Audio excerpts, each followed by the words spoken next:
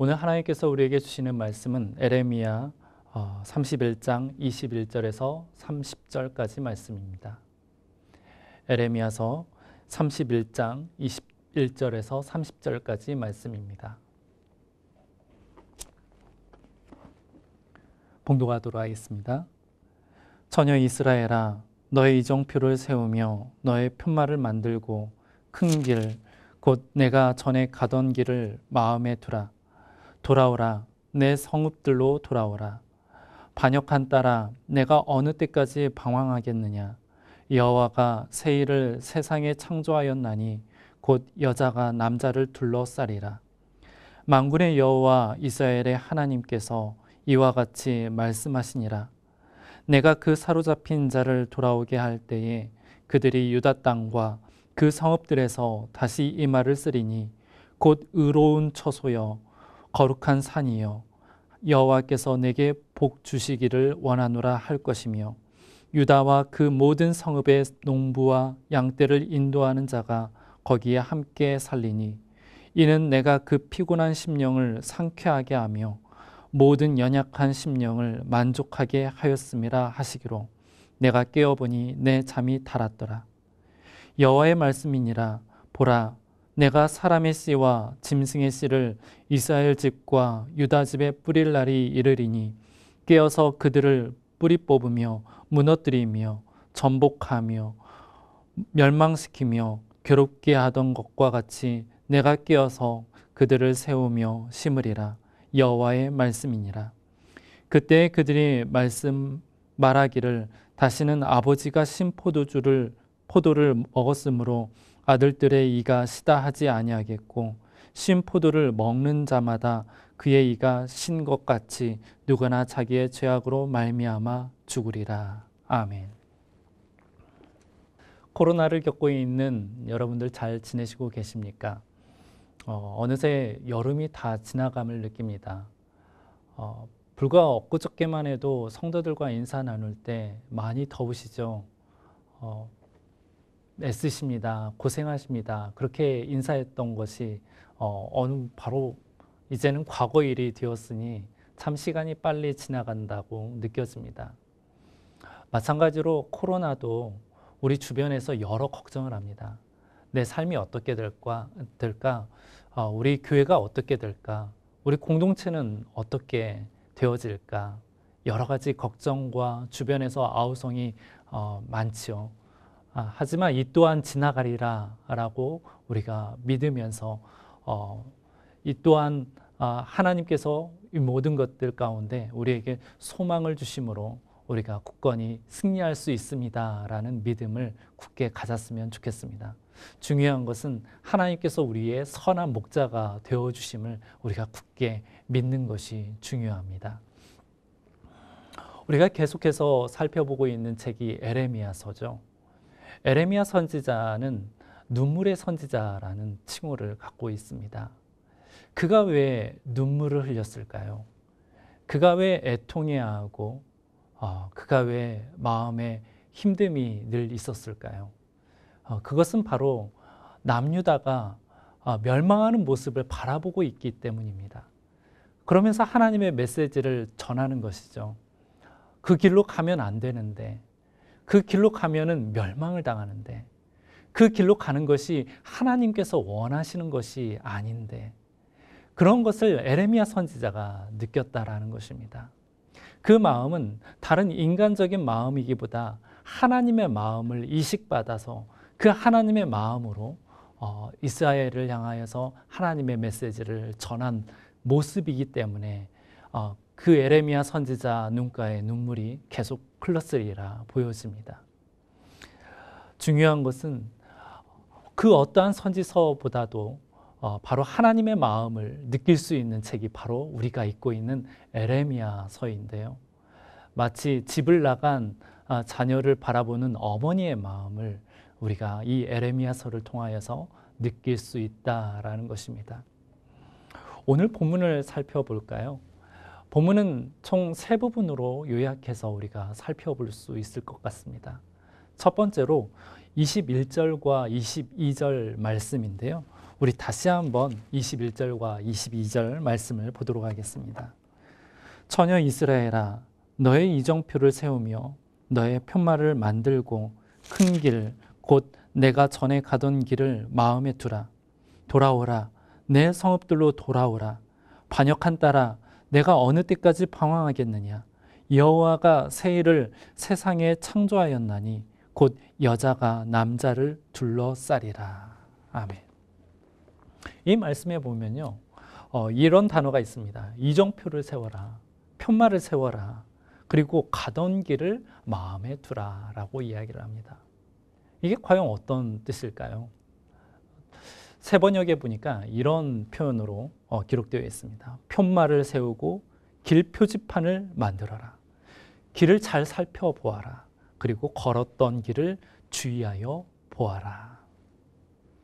그러니까 이것을 의역하면 이렇습니다. 오늘날로 번역하면 이럴 것 같습니다. 너가 가던 길에서 잠깐 멈추고 GPS를 켜봐라.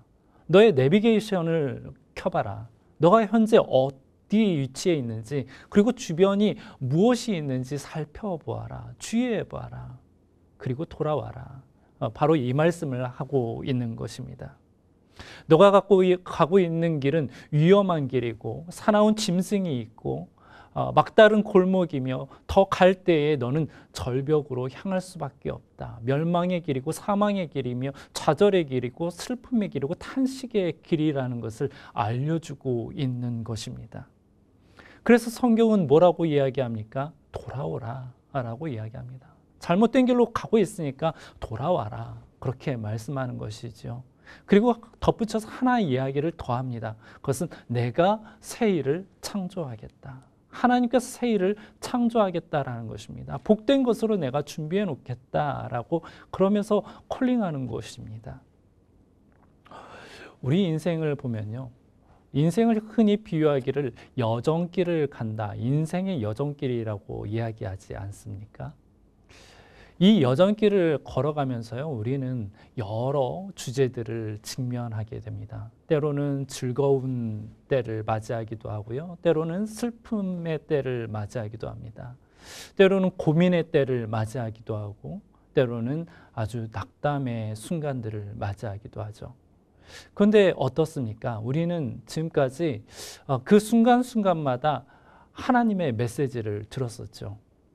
교회에 오면서 하나님의 말씀이 이렇구나, 말씀을 읽으면서 하나님의 말씀이 이러하구나, 그러면서 우리는 어떤 것을 하냐면 영적으로 나의 좌표를 찍게 됩니다. 과연 내가 잘 가고 있는 건지, 신앙의 길을 그 여정길로 내가 잘 가고 있는지, 아니면 내가 길을 가다가 새었는지, 아니면 내가 이 자리에 있으면 안 되는 건지 여러 부분 검증을 할 수 있었던 순간들이 있었습니다. 그런데 어떻습니까? 지금은 여러 온라인 예배로 전환되는 이 순간에 우리에게 어떤 필요가 있다라면 그건 바로 내 현재 위치가 바로 어디인지 좌표를 찍는 것이 필요하다라는 것입니다. 내가 현재 방황의 순간에 있는지, 내가 이 길을 잘 걷고 있는지, 그리고 이 길이 바로 하나님께서 원하시는 길인지, 그리고 내 이 순간 내가 이러면 안 되는지, 바로 순간순간마다 하나님의 말씀, 하나님의 알려주심, 하나님의 지시하심, 내 영적인 좌표가 어디인지 아는 것은 너무나 중요하다라는 것입니다. 사랑하는 성도 여러분들, 혹시 말씀을 듣다가 내 가고 있는 길이 잘못된 길이라고 인지한다면, 깨닫게 된다라면, 느껴진다라면 돌아오시기 바랍니다. 이유는 하나님께서 맞이해 주시고 환영하시며 하나님께서 새로운 것들로 준비하고 계심을 말씀을 통해서 우리에게 도전하고 있기 때문입니다. 두 번째 말씀인데요, 바로 23절부터 26절까지 말씀입니다. 제가 봉독하도록 하겠습니다. 만군의 여호와 이스라엘의 하나님께서 이와 같이 말씀하시니라.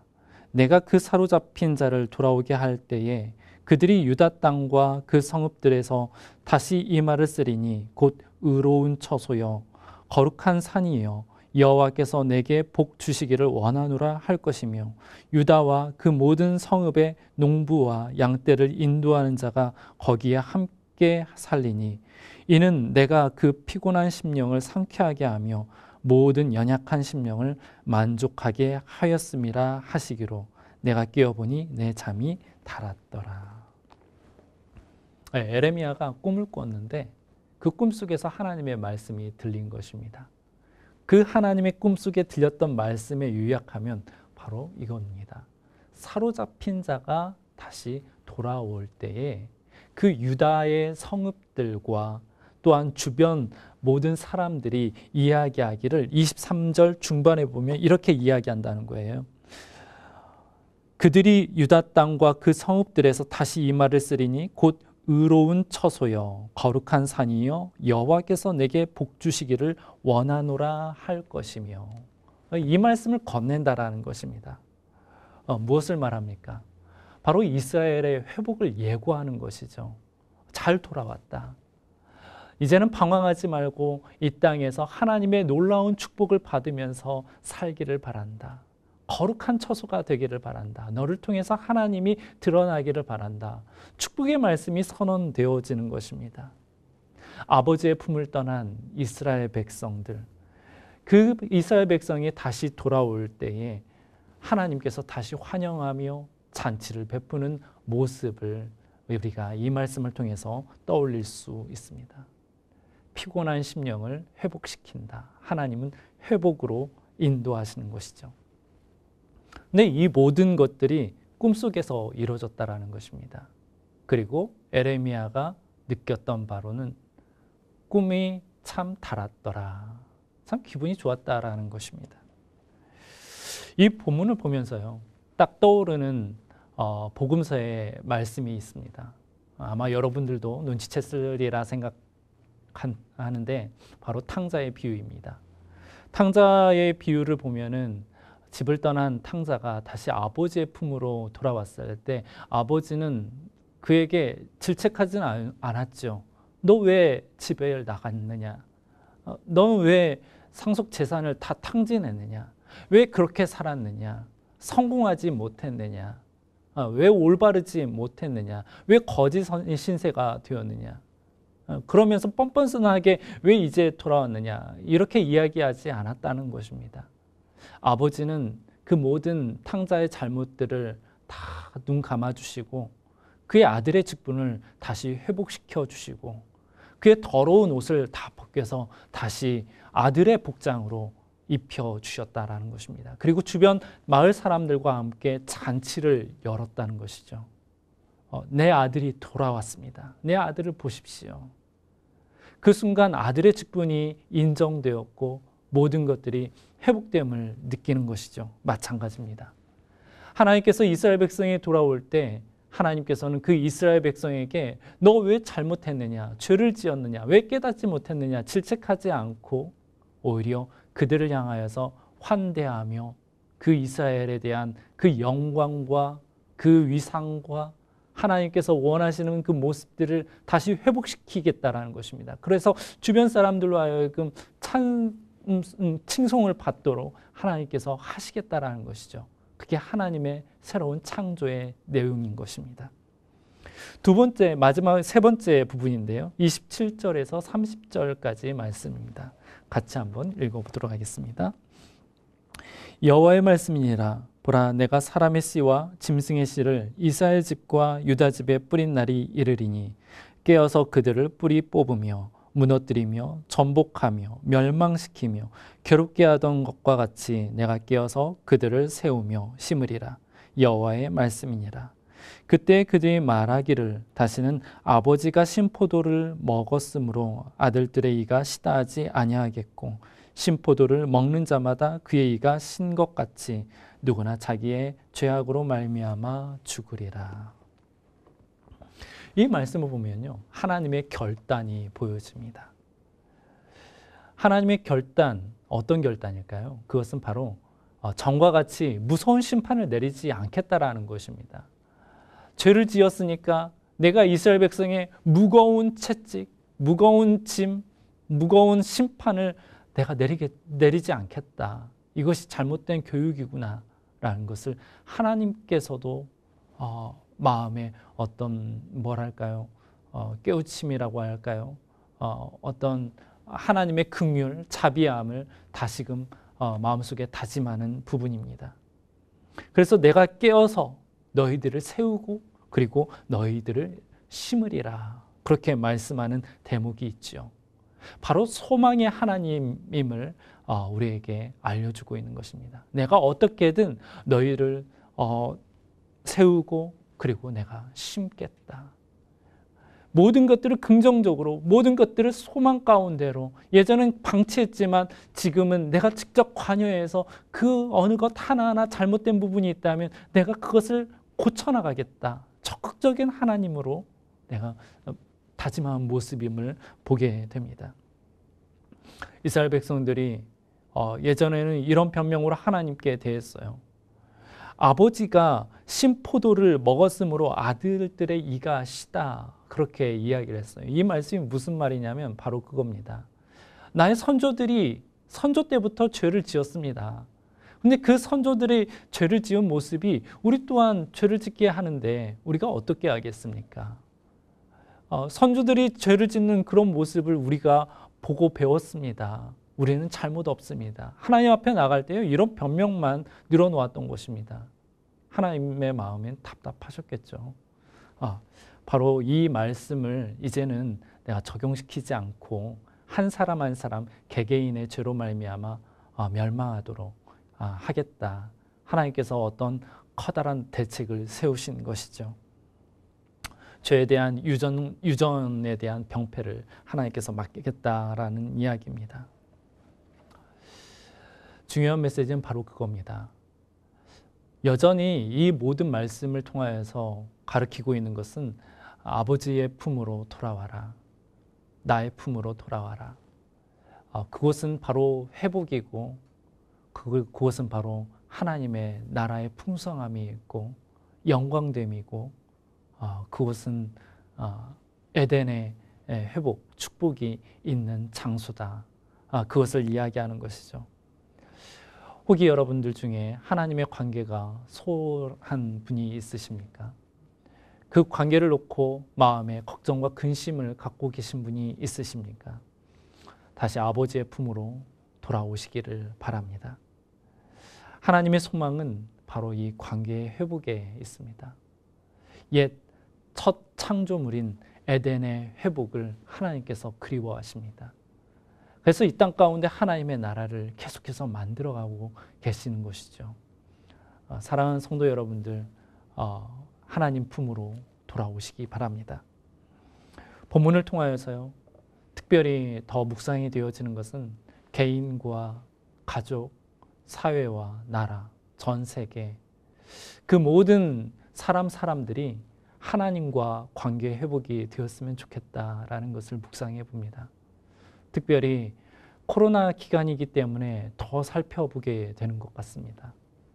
온 나라는 현재 이념 전쟁으로 굉장히 뒤죽박죽이죠. 타인의 생각이 다르고 나의 생각이 다릅니다. 타인의 기준점이 다르고 나의 기준점이 다릅니다.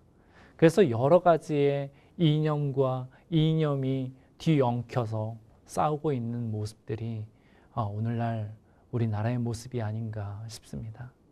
그럴 때 우리는 어디에다 소망을 두어야 할까요? 그곳에서의 실타래를 우리가 풀어야 할까요? 말씀을 묵상하면서 떠오르는 것은 바로 이 모든 사람들이 하나님과의 관계 회복이 일어났으면 좋겠다라는 그런 묵상이 떠오릅니다.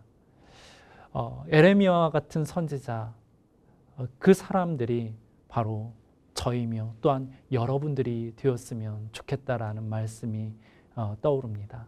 사랑하는 성도 여러분, 이 시대의 에레미야 선지자가 되어지기를 원합니다. 우리가 현재 위치한 곳 속에 사람들을 바라볼 때, 사회를 바라볼 때, 그 어떠한 대상을 바라볼 때 하나님의 마음으로 그들을 바라보며 중보기도할 수 있는 그러한 저와 여러분들이 되기를 소망합니다. 기도하겠습니다. 사랑하는 주 아버지 하나님, 본문의 말씀을 통하여서 우리에게 교훈하신 바 하나님 품으로 돌아오기를 간절히 바라는 것이 바로 하나님 아버지의 뜻이며 마음이고 간절함인 것을 우리가 다시 한번 확인하게 됩니다. 에레미야 선지자를 통하여서 환상으로 보여주었던 그러한 회복의 비전들을 우리 또한 바라보게 하시고 품게 하여 주셔서 이 시대에 하나님의 손과 발이 되고 하나님의 마음이 되고 하나님의 시선이 되고 하나님의 간절함이 될 수 있도록 우리를 붙드시고 축복하시고 그렇게 제자의 삶으로 우리를 친히 인도하여 주시옵소서. 그래서 우리가 살아가는 곳곳마다 에덴의 회복이 일어나게 하시고 하나님 나라가 구축되어지게 하여 주옵시고 하나님의 손길이 닿아지도록 그래서 웃음과 축복과 회복과 영적인 놀라운 잔치가 일어날 수 있도록 은혜 허락하여 주시옵소서. 지금 우리를 죄에서 구속하신 주 예수 그리스도의 은혜와 하나님 아버지의 크고 놀라우신 사랑하심과 성령님의 위로 교통 충만 내주 역사하심이 말씀을 통하여 우리 또한 아버지 품으로 달려가며 우리 주변에 있는 모든 사회와 사람들과 나라들 아버지 하나님 품으로 관계 회복이 일어나기를 바라고 또한 그렇게 사역하기로 마음에 다짐하는 이 온라인 예배를 드리는 성도 한 사람 한 사람 머리 위에 그리고 이리신광교회 위에 이 나라와 전 세계 위에 지금으로부터 영원까지 함께 하시기를 간절히 축원하옵나이다. 아멘. 우리 다 함께 기도할 것은 말씀을 묵상하면서 함께 기도했으면 좋겠습니다. 또한 아버지의 품을 떠나서 방황하는 성도들이 있다면, 가족들이 있다면, 그리고 사회와 나라들이 보인다면 그들을 위해서 중보기도하는 시간을 가졌으면 좋겠습니다. 또한 거룩한 주일인데요. 탕자의 이야기가 우리의 삶에서 재현되도록 하나님 은혜와 축복을 더해 주십시오. 하나님과의 관계의 회복이 일어나기를 원합니다. 이 기도 제목을 놓고 기도하기를 원합니다. 또한 우리 교회에 중요한 이슈가 있죠. 담임 목사님의 청빙을 위해서도 함께 기도했으면 좋겠습니다. 함께 기도하길 원합니다. 기도합시다.